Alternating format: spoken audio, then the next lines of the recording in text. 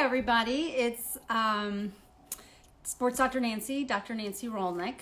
I am trained in family and sports medicine, and I am have arranged for live discussion with my friend and colleague, Dr. Clark Ganhart.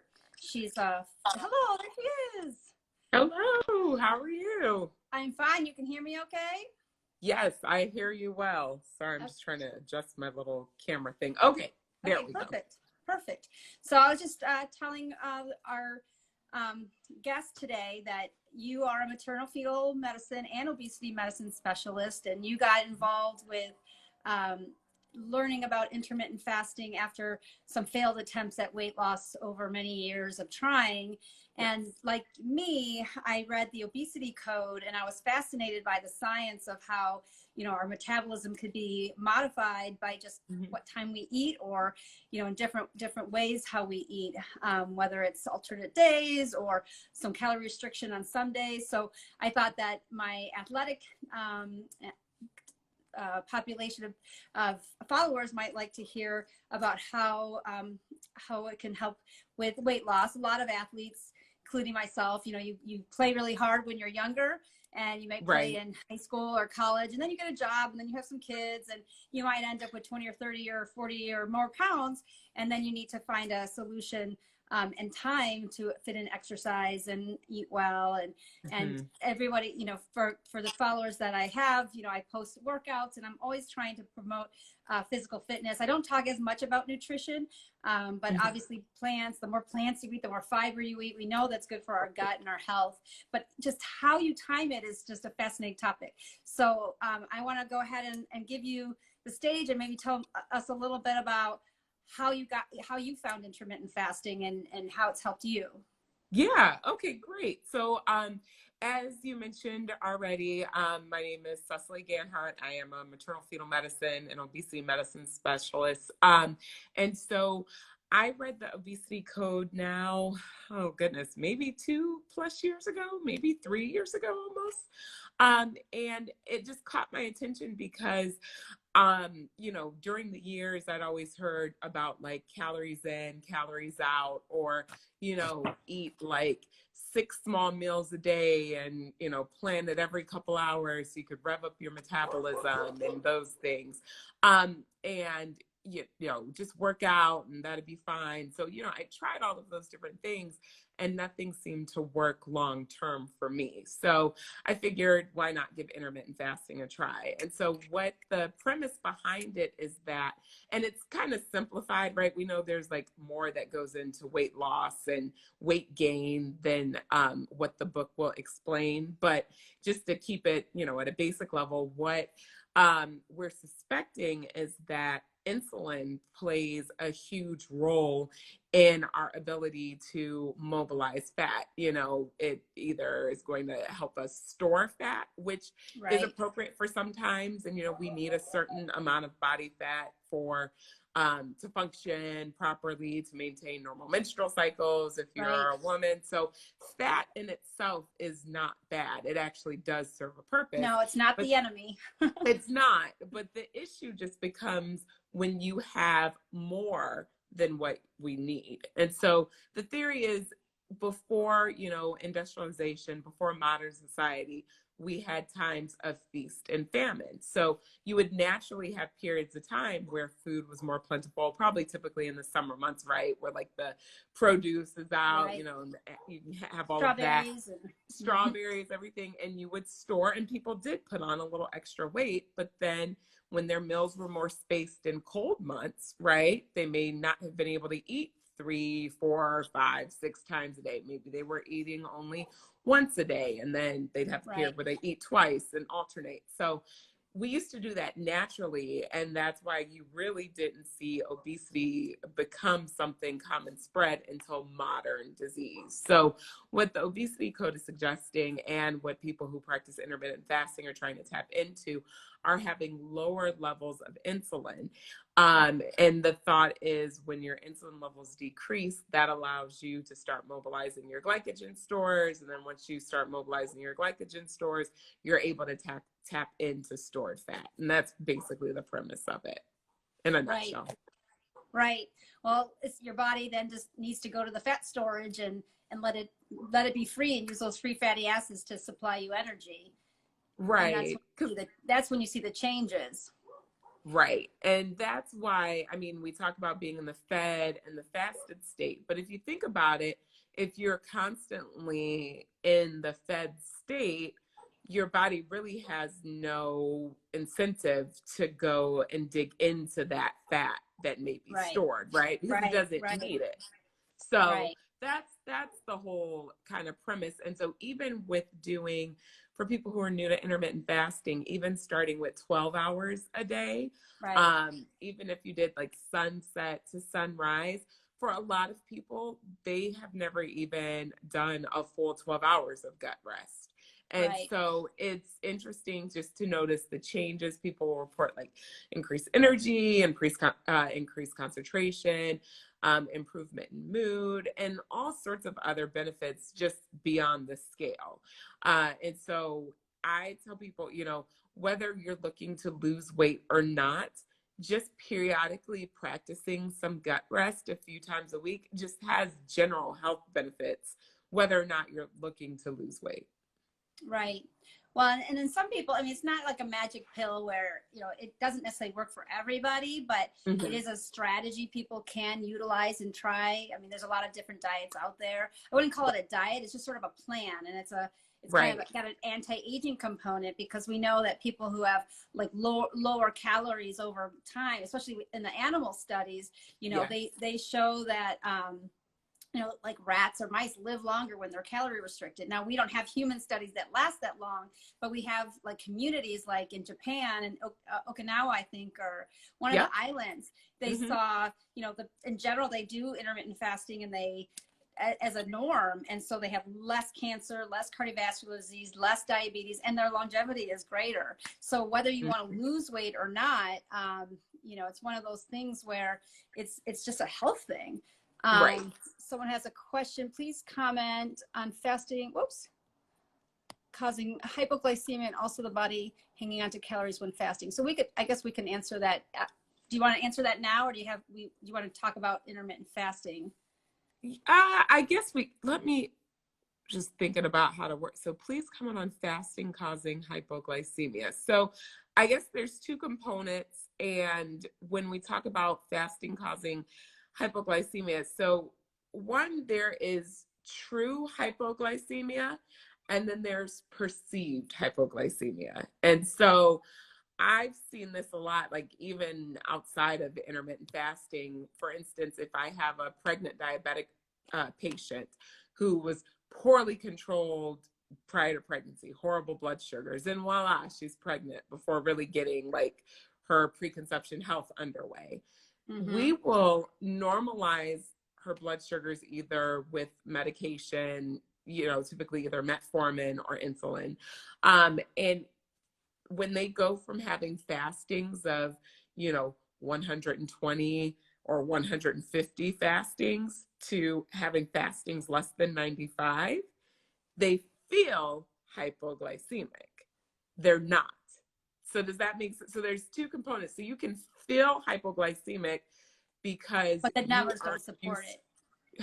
You said but what? If you do a blood sugar, you're not hypoglycemic. It's just the relative difference between being way up here and way to, you know, at the normal gives them that perception that, oh, I'm weaker or something like that, or more dizzy. But even like, you know, if people do intermittent fasting, I think there's a population who it probably isn't right for. They don't tolerate the longer fasts, and they don't tolerate, you know, they might be the people who get dizzy or might feel off. But I understand that as you go on, a lot of those symptoms, your body's adapting to the metabolic changes. And so those initial symptoms, you know, if you keep going, can decline. So have you seen, you know, people who, you know, maybe struggled with like 12-12 or get into 14 and 10, and as they lengthen, they might feel different, but then they adapt?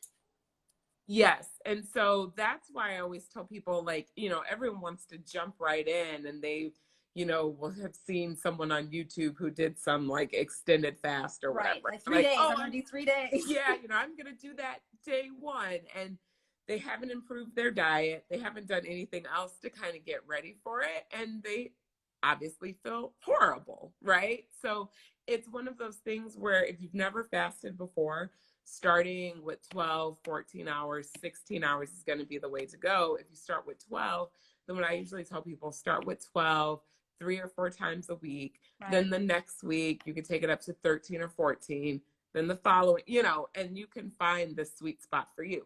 There are some people who just, for whatever reason, don't do well with longer fasts. But that's the nice thing. You don't have to do longer fast for health benefits. And I think that's a common, it's just, if you just include it in some of your days, it can make even those, like even if it's 2 days a week, you have lower calorie, or you do the 18, 16 or 16, 16 and 8, you can make that difference. But, right.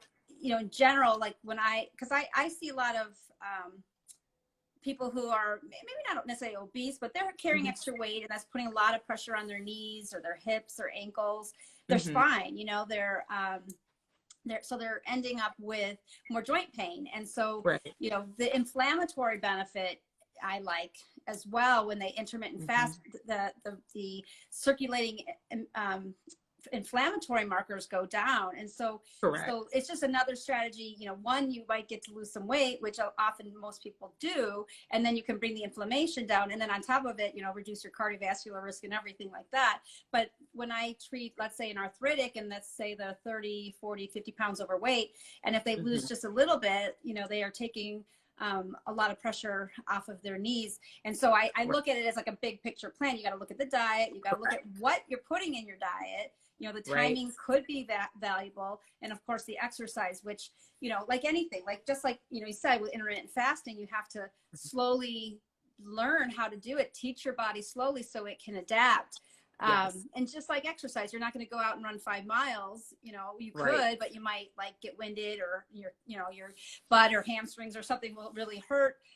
So you want to, like build up slowly. And same thing, it looks like, your body will adapt in time. So the 12-12 makes sense. But a lot of people I've talked to, they're like, well, what about my night snack?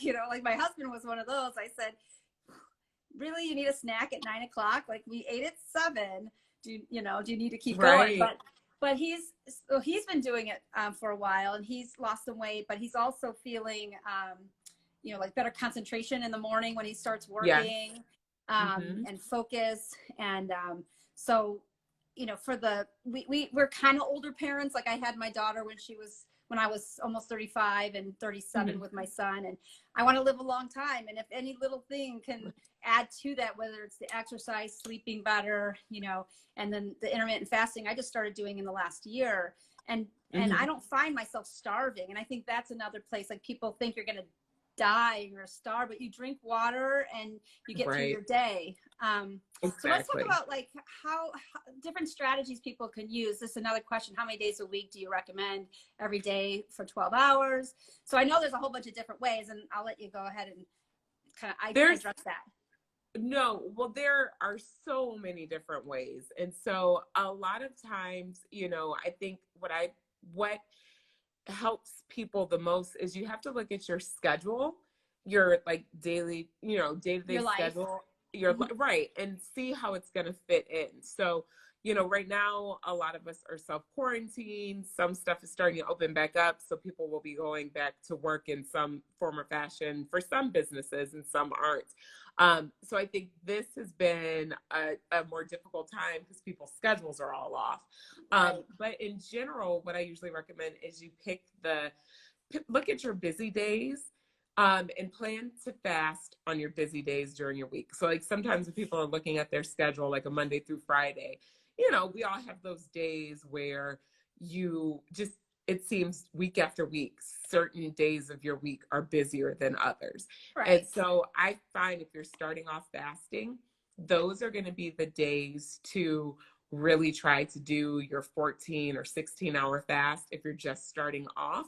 Because when you're busy, you get busy, forget. And you forget, and your mind's not on food. When you're bored, you're like looking at the clock, and Is it time yet? Is it time yet? Because you have nothing else to do. And a lot of people confuse boredom and hunger, right? Sure. So that is going to be kind of the easiest hack to start with. And so I usually say set a goal for 3 to 4 days a week when you're starting. And then the other days you can eat regularly. But still, when I say eat regularly, I still want you to focus on whole foods and like cleaning Healthy, up not your the junk food day. yeah, it's not like a free for all on your non-fasting days. You still pay attention to what you're eating, Right. but go from there. And then what you'll notice over time is that in some form or fashion, you end up most days practicing some form of gut rest. It's just some days may be longer and some days may be shorter. So on average, usually I have 12 hours between meals just as my normal baseline. That's Right. just, Dinner and then yeah, I do in the try morning. to like after I have dinner. So even if it is a day where I have 3, meals a day, a discrete breakfast, a discrete lunch, and a discrete dinner, I'm still going to cut it off after dinner.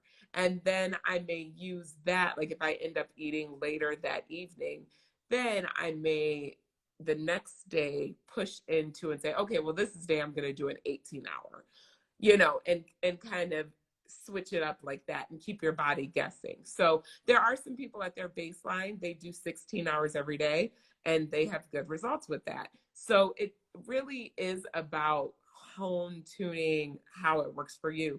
There are other terms like 1 meal a day, OMAD is the abbreviation, where people Right. are having 1 meal a day. That I personally, so I will have some people who do that in maintenance mode 3 days a week.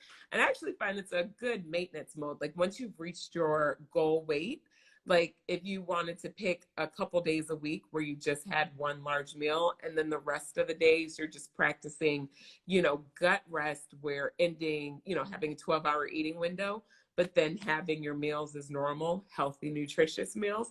A lot of people find once they've lost their weight, that helps them maintain it seamlessly, kind of like the 5-2 diet. So the 5-2 is where you have 5 days of where you eat normally. I like to add on to that, normally being healthy, Healthy normal. healthy normal.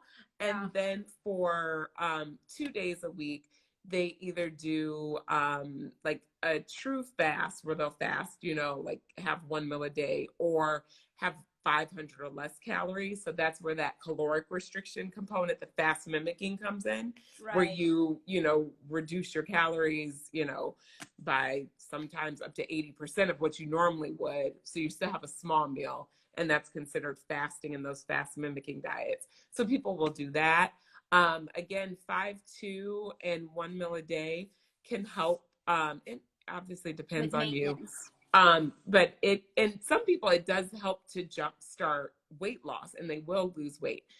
Sometimes though, the issue people run into with chronic 1 meal a day when you're still trying to lose weight is that over time, is that one meal really nutritious enough to sustain, basically continued weight loss? Because if you're not taking in enough calories, and that's something people don't often realize, sometimes people mix caloric restriction and intermittent fasting. And so they never have like a day where they actually are having the feast, and so they're chronically under eating. Nourished. Right. And that over time can have slowing of the metabolic rate. So sometimes I'll work with people and they're like, I've been doing, warrior diet, which is like 20 hours of fasting and compressed into a 4-hour eating window.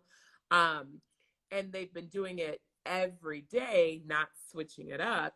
And they're like, I don't know, I'm not losing weight. Da, da, da. And then we'll look at how many calories they're actually taking in. And we have them actually shorten their fasting window and open up the eating window, and we'll see the scale start moving again. So you got to play. The long and short of it is you got to play around with it. But you need to meet your nutritional needs when you're eating. You can't just like eat crappy food and expect to be healthy. You still need to eat your fruits and vegetables, lean meats, whatever whatever your choice of foods are, nuts. But yeah, there's you want to make sure, like, first of all, we're both doctors. We're not giving you medical advice. We're just kind of Correct. discussing this as a topic and something you can, certainly work with your own private doctor with. And it is somewhat challenging to figure out how and when to eat. So, working with a local nutritionist can be really helpful, or a health coach, somebody who can kind of guide you through, who understands intermittent fasting. Right. Somebody asked here, is it better to stay consistent in the amount of hours you fast, or does it really matter? So I would say it doesn't really matter. Like some days you might do 16, some days you might do 12, but just the fact that you're doing it is changing some of the metabolic functioning and getting that metabolic switching to occur. Can you describe metabolic switching, what kind of that is? I don't know if anyone really cares, but it's like a medical, how we get our energy, basically. Yes. So when we talk about flipping the metabolic switch, there's actually an awesome article that just came out. It was a summary I thought it was in the New England Journal of Medicine, that reviewed intermittent fasting. Yeah, in December, they had a review. Yep, a review. And they also talk about it in there and other articles too. But basically what we're talking about is flipping the metabolic switch is when you hit that conversion from running on glucose to running on basically ketones or stored fatty acids, mobilizing your glycogen stores. And so what happens is that when you're intermittent fasting, you are gradually lowering those glycogen stores so that once you basically have depleted them, they don't have to be 100% empty, but you've decreased it to a certain level. Yeah, they're low, so that now your body is starting to mobilize stored fat and producing ketone bodies, which is then basically helping you get some of these other health benefits. So the interesting thing is that intermittent fasting works really well for people to tap into that and flip that switch, whether or not you're eating a low carbohydrate diet. So I think a lot of people mistake and think that the only reason intermittent fasting is working for you is because you're low carb, you're keeping your grams less than 20 grams of carbohydrates a day. But the thing is, you will metabolic switch if you just go for, and again, it depends on how much metabolic damage you have, how full those glycogen stores are, how much fatty liver you have. I mean, it's going to be different for everybody. But we estimate that you can start to tap into that anywhere starting as early as 16 hours of intermittent fasting. So again, it's not something where you have to do a 36-hour fast before you flip the metabolic switch. Because if you're fasting consistently a few times a week, and then eating nutritious foods outside of that, your glycogen stores are naturally going to lower. You're going to more efficiently flip that switch. And so that's where a lot of the health benefits behind intermittent fasting, not all of them, but that's where a major amount of them come from, is being able to tap into that metabolically. Yeah, it's just a process over time, right? So somebody asked if you should calorie count during that window that you're eating. And I don't know if it's necessarily calorie counting, but make sure, like, if you're eating 8 hours, make sure you're getting your veggies and your protein, at that meal. How do you explain that to patients? Yeah, so I don't have them. So a couple ways. When I first start working with people, I do have them track like a food log, but it's more for them first couple weeks we work together, just so they can get an idea of what they're eating. Because I find a lot of people don't know the nutritional content of what they're eating, and they're always shocked by when they track it and have something calculated for them, what they're doing. So we go over and we do look at macros, not necessarily to make anyone, ketogenic, but I'll find people who are eating upwards of 300 plus grams of processed carbohydrates a day. And so, and they had no idea. And so, because it's in ketchup and it's in all these foods. Right. And it adds up. And so, like, the first part of tracking is just to open your eyes to see what are you really eating, and that some of the foods that you thought were healthy, that health snack you were eating may not have actually been healthy. So we go through that, but I tell them the first thing is that ignore the calories. I want to just see like how many grams of sugar you're eating. How many, let's look at the composition of your food. Right, right. The only time we really get into looking at calories, honestly, it's more commonly that I'll have people who are not eating enough calories. So I'll have people who are doing intermittent fasting, and then they're like, I'm also eating 800 calories a day. And I'm like, yeah, no. So you're not gonna be sustained on it, and it never fails. They're like, yeah, I did notice I'm more hangry and I'm more irritable. Hangry. And I'm like, because when on You're the starving. days when you eat, you're not Right. eating. Like, Right. you can't do intermittent fasting and then have your feast be salads like all the time. And I like salad, don't get me wrong, but I'm saying like that can't be your only meal. But I think people are so in that diet mentality. What's the first thing people do when they go on a diet? They replace like half their meals with salads. You know what I mean? Right. And it's like, okay, you can do that for a little bit, but you can't sustain on that as your only meal long term. Well, it's the whole idea of like, you've got your plate and like a half of it should be fruits and vegetables. Maybe that's your salad, but you also need to get your, protein from fish or chicken if you're not a vegetarian. I mean, you can get it from legumes and beans and other things. And then, making sure that you get a combination of things. So correct. It's important to still look at that basis of nutrition. Just because you're eating a smaller window doesn't mean you like wipe out a bunch of calories, to make sure that you are fully nourishing yourself. Yeah, you still have to fuel yourself. So I don't usually have to tell people to stay under a certain calorie amount. Usually I'm telling them to try to at least hit 1,200 calories a day. And I don't say that as to you can't eat more than that. But when I see that people are chronically undernourishing, then we're like, okay, no, we have to like figure out a way to get your calories up to at least that, if not more, because that you can't sustain that long term. And so we're trying to find a lifestyle that is healthy and sustainable long term. Right. I'm gonna step a second. I gotta get a charger. 1 second. Oh, no. Let's see. Someone asked a question. Okay, I'm back. Sorry. Yeah, oh, no problem. I was just reading a question. Someone asked a question. Is it better to stay consistent in the amount of hours you fast, or does it not really matter? I think we may have touched on that you can switch it up. Again, you're going to have to find the plan that really works for you. And a lot of times in the first periods of intermittent fasting, when people are starting, it's a lot of trial and error. Like you're going to find, you may try 16-8 and start off with that. And then, you may find that you actually like an 18-hour fasting window and a 6-hour eating window. You may find you have one day a week where you do OMAD. You can vary it and kind of play around and see what gives you the best results.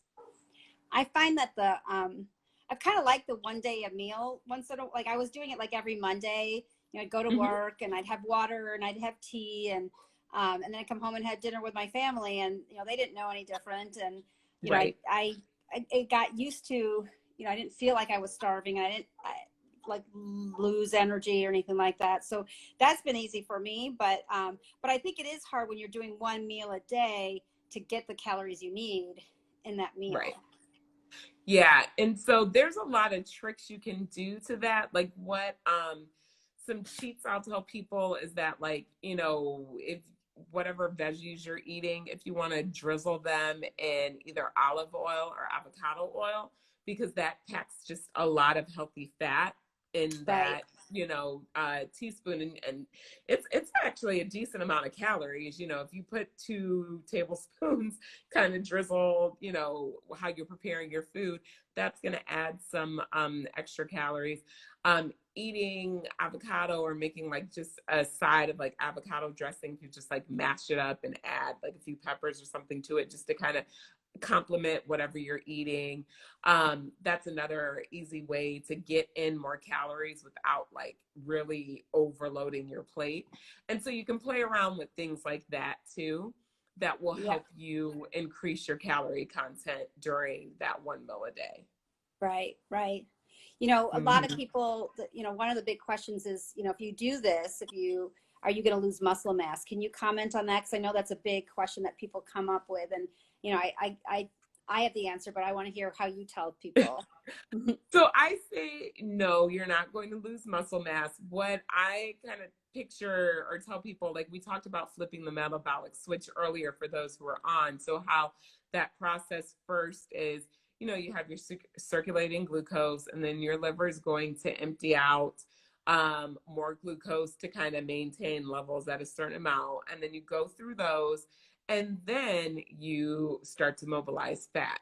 So your body's not going to skip the fat mobilization, which is an extra and excess, and really not assisting you in, you know, capturing a meal or anything like that, to bypass that, to go and then break down your muscle and then come back and break down the fat. Like, you're going to go through The fat your first. circulating glucose stores, then your liver stores. The next thing you go through is your fat stores. And only when you have burned the majority of your fat stores, which for most of us living in an industrial society, we are not in danger of that, then you will get to your muscle.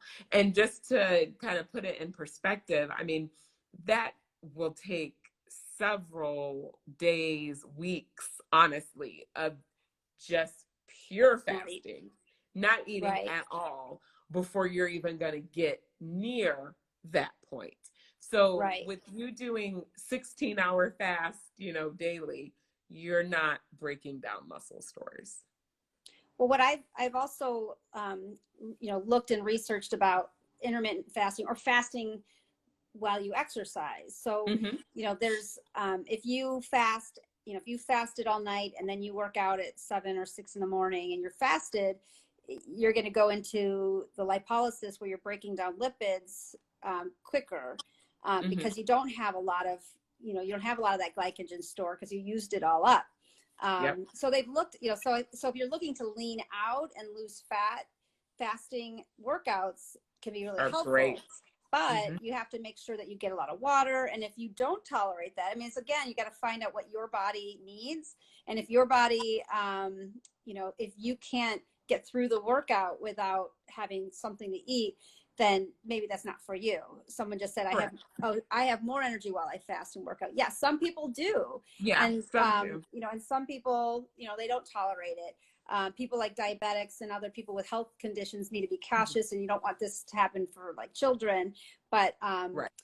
you know, if you're looking to lean out and get, you know, that fat store down, I think, you know, I typically do a fasting workout myself and I get through Yeah. it. You know, sometimes my problem is I haven't drank a glass of water before and I'm like, oh, I'm kind of parched. Yeah. So, Yeah. you know, but I've looked at, you know, well, what about fasting and performance? Does it make you a better athlete or be able to do more? And they've done a lot of studies about, you know, the population who do Ramadan, the Ramadan Fasting. fasting for Yeah. the Like the, Islams, and yep. but they don't. The people that they're studying aren't necessarily active. Some of them are sedentary and they can't control the Mm-hmm. macronutrients. So the studies are really hard to generalize to like higher level athletes or fit athletes, because believe me, athletes are always looking for the edge and what can, you know, help them be the faster runner or quicker, you know, getting down the basketball court or whatever they're playing. Yeah. So I think the verdict is out whether, you know, that's going to be valuable. It might, you know, it might be helpful for short term, but not endurance events. You know, you Yeah. want to And be maybe I fasting. could see it being more difficult for endurance events. They have had studies where they measure like the VO2, right? Where it's like the Right. measure of how efficient your body is utilizing oxygen. And they have shown, but again, this was, you know, shorter workouts, no longer than an hour, where they're showing that oxygen uptake is used more efficiently in the fasted state than in the fed state. And then when they talk about continued calorie burning, you know, and lipolysis, fat mobilization over a 24-hour period after working out, they show that you actually continue to burn fat more efficiently when working out in a fasted state than when working out in a fed state. Again, they're smaller studies, but people are, you know, trying to tease that out. Now, for people, though, you bring up a point. There are some people and some athletes whom just a fasted workout is not going to work for them. I remember one gentleman in particular, he's very in shape, you know, very athletic.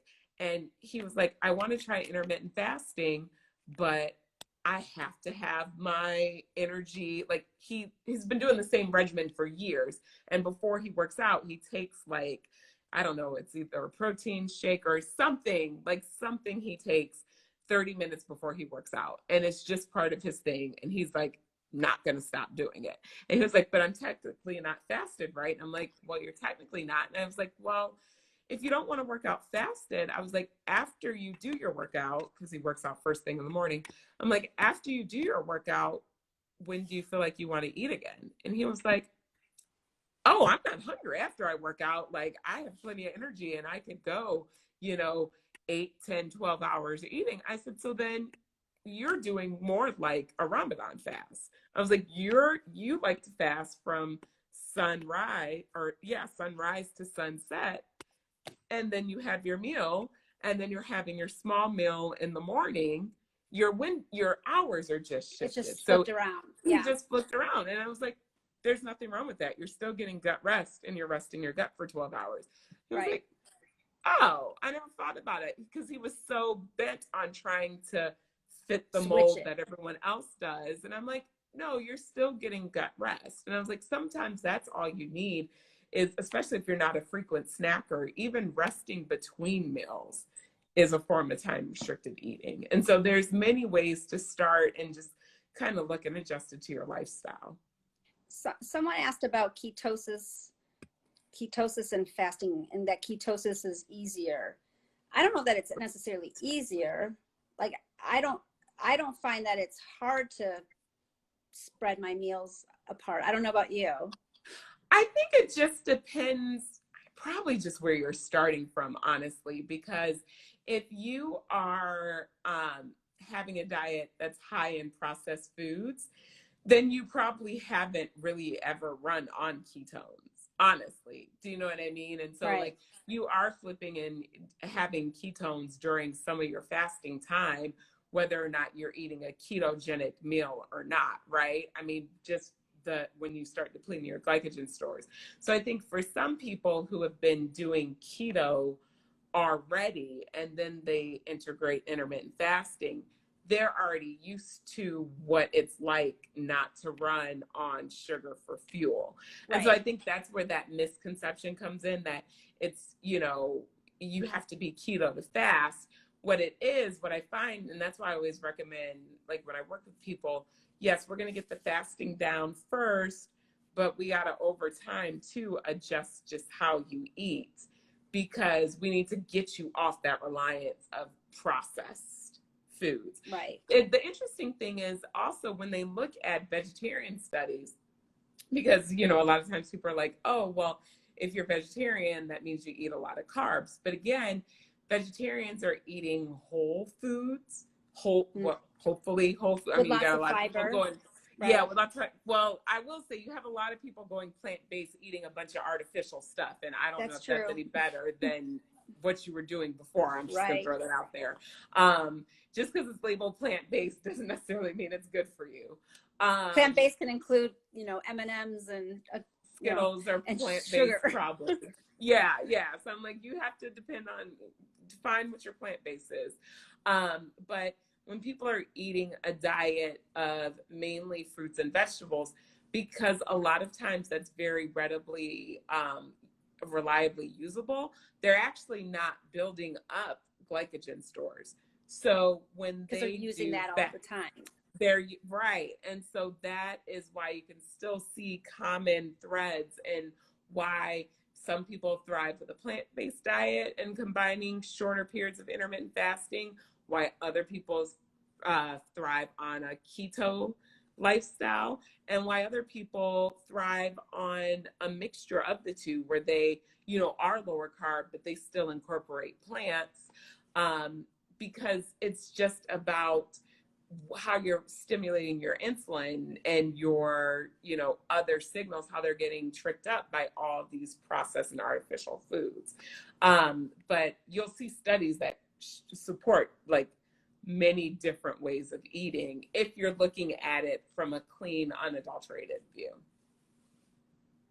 So. Right. I mean, I think, the bottom line is, everyone's made differently. You can't just take a book and learn how to raise your child, or you can't just take a book and, follow, this is the way you eat. Like I think people have to sort of experiment, but with the intermittent fasting, you're only asking to, change the window of which you eat. And then within that window of eating, you could do it different ways. You could do it keto, you could do it plant-based, it's just shortening that window time of fasting so that your gut has a rest, your body has a time to repair and kind of regroup per se.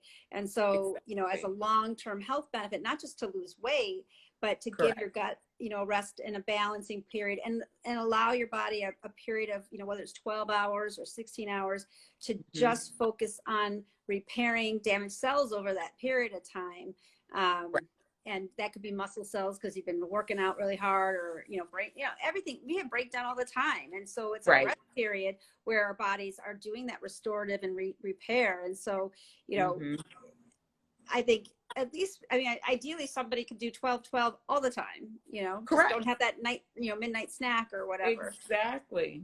So exactly. And I think that's a good baseline, honestly, to do most days. That's what it's like now, even when, like during my fasting days, like my default usually is 12 hours. And now that's just normal to me because I'm like, well, I don't want to eat so close to bedtime because I don't sleep as well. Right. And I'm digesting that meal all night. So just by virtue of wanting to sleep well, stuff like that, I usually want my last meal at least 2 to 3 hours before I plan on going to bed. Is what I do. And just by planning that naturally, then when I wake up in the morning, I encourage people, don't eat first thing when you roll out of bed. Right. Have some water. Yeah, you can have water. Yeah. Yes. Have water, go shower first, maybe, organize, get your stuff ready. By the time you do that, another hour probably has elapsed. And then eat if you don't want to push it all the way back to noon. But just by doing those little hacks, you've probably done at least 12 hours without even trying. And if you work out in the morning, that can take up that piece of time as well. And if you can do it, I mean, and I think maybe it's not something that people can jump into right away, but trying it, try to not eat breakfast or food before and see if you can get through your 30-minute workout. If you feel too fatigued, maybe you need a banana or, bagel with peanut butter or something like with, to sustain you a little bit. So I think the bottom line is you try, you see how it works. We know the science backs the intermittent fasting to help reduce diabetes and insulin resistance and cardiovascular risk and even cancer. So, there's a lot of data behind it. Some of it's animal models, some of it's human. There's some studies that refute other studies. So it's not perfect science. I mean, following diet studies is challenging. Or exercise.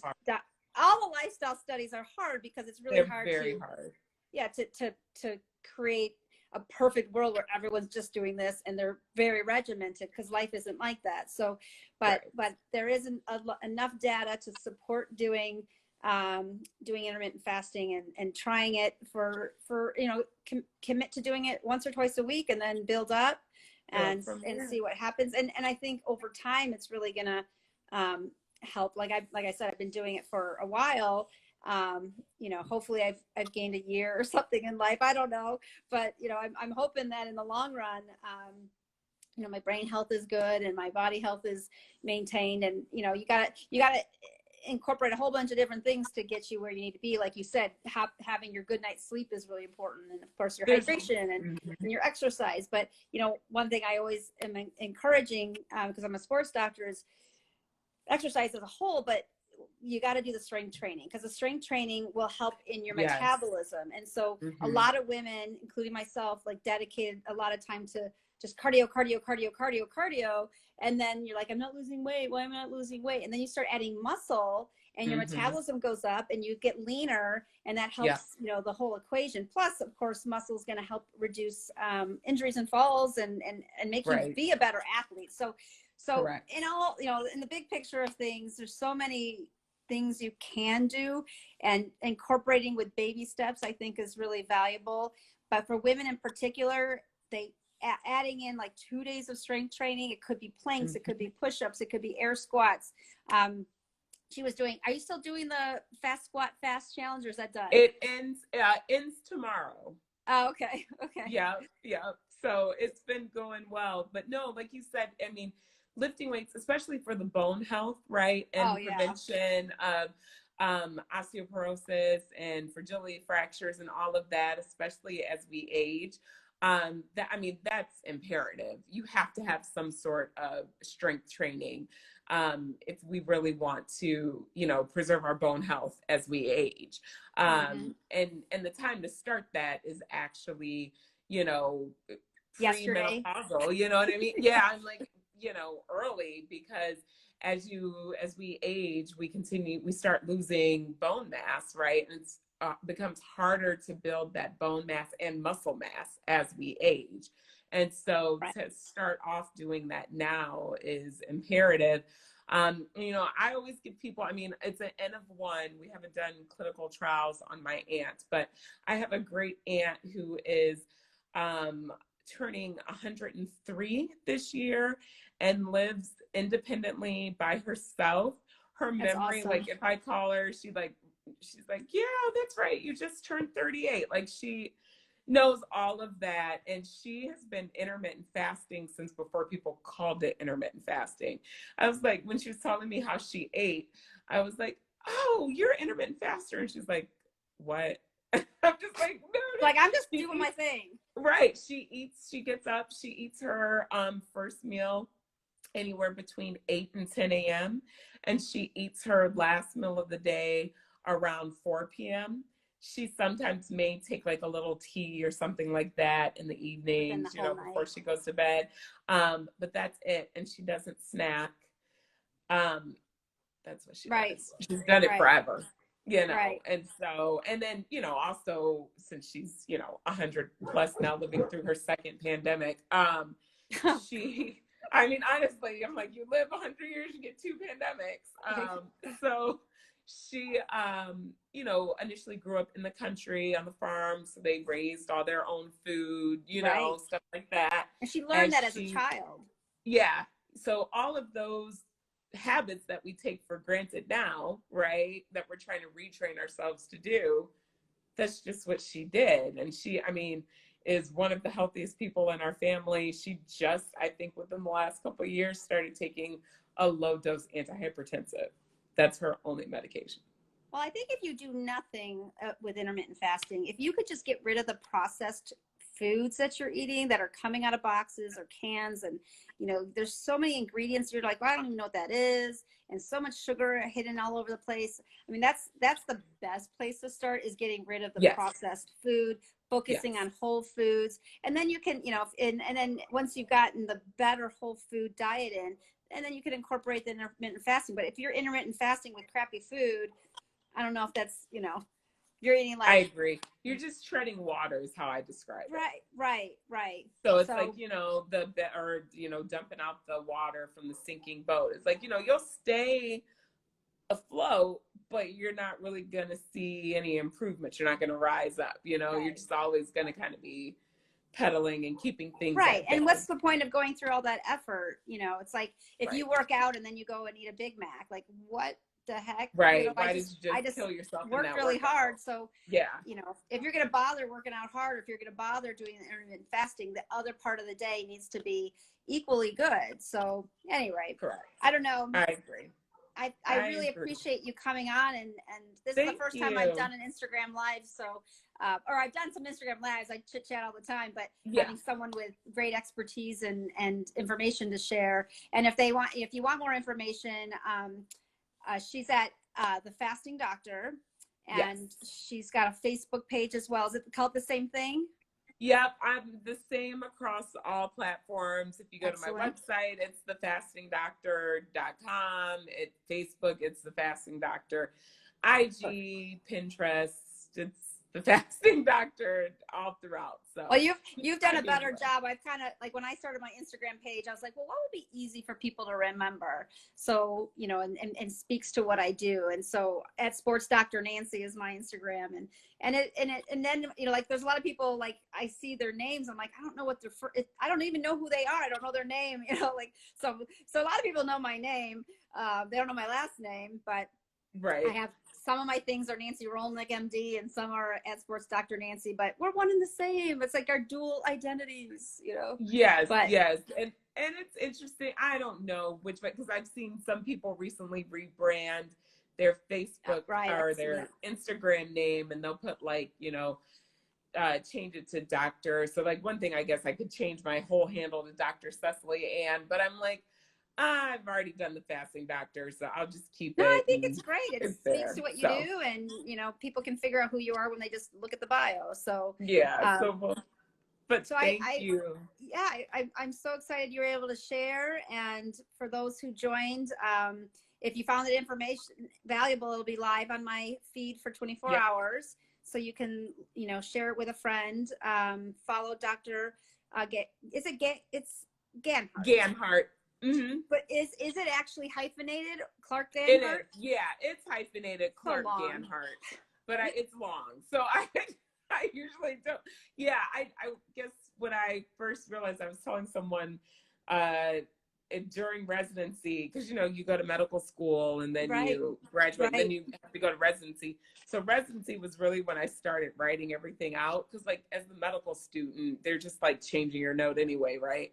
Um, and I was like, oh wow, this is long. Like, Well, I this is long remember, to so write. I did it really easy. I just kept my last name, so I never changed to my husband's last name, so there's no hyphen. It just gets confusing at school, and I'm like, I'm the mom. But I, you know, my last name's only 6 letters, but I practice writing it really sloppy and fast. So when I signed all those charts back in the day when we had paper charts, I Yeah. just go, it was like a big squiggle. But I remember practicing. I'm like, how am I going to make my N? And it's like a big N. Anyway, but well, I know people are ready to get back to their lives. I thank everyone for joining, and of course for you to share all that great insight. And there's obviously more on her Instagram page, and she has really funny Instagram posts. There's always like little jokes, and I find them I find them humorous. Thank you. I try to keep it light, just Yeah. because, you know, so, especially when people are like searching and looking for things with weight loss, often by the time they try intermittent fasting, it's because several things just haven't worked. And so it's like I want to provide a mix of information and encouragement, but not necessarily being like, you know, oh, you have to lose, you know, Right. blah, blah, blah. So hopefully No, I people. know it's a fine line. You don't want to be critical. Like we're not, you know, nobody's fat shaming. You know, everyone's beautiful inside and out, no matter what. Exactly. But we do care about your health, and we do care that you live a long time so that you could see your grandkids and play at the beach when you're 85 or whatever. I mean, I don't know. I just Exactly. want to be able to go to Disneyland and take my kids. Of course, I want to go to Disneyland now in the pandemic. Oh, I know, it's a right? whole other thing. But my long-term goal is to be the grandma who can go and take my grandkids places and Exactly. travel and all that stuff. So that's why Exactly. I promote for myself, and I try to be a role model for others. And I'm not perfect, for sure. I mean, there's days I lay in bed, I'm like, I don't want to do my Right. workout, and I don't. You know, so there's days Yeah. I'm like, Yeah. I just am not doing it today. But Right. you know, maybe I'll do some push-ups, or maybe I'll just do nothing, and it's okay. So Right. life is about, you know, challenging yourself and little incremental improvements. And as you add these incremental improvements together, your health will benefit. And maybe you can get off of pills, and maybe you can, you know, feel more energy and more sharpness in your thoughts. So I hope everyone can find a path. And if you have any questions, reach out to me or Dr. Mm-hmm. Clark Ganhart, and follow us on Instagram, and we'll be happy to share our knowledge. I'll try to do some more funny things. I got to do some funny things. I love your page. Everyone has a different stick. I like your page. Thank you. All right, everyone. I'm going to go All have right. dinner with my family because it's 7:30 here in California. All right. It's 9:30 here, so I'm going to go to bed. Yeah. Oh, gosh. Okay. Well, thank you. Have a great night. having Bye. me.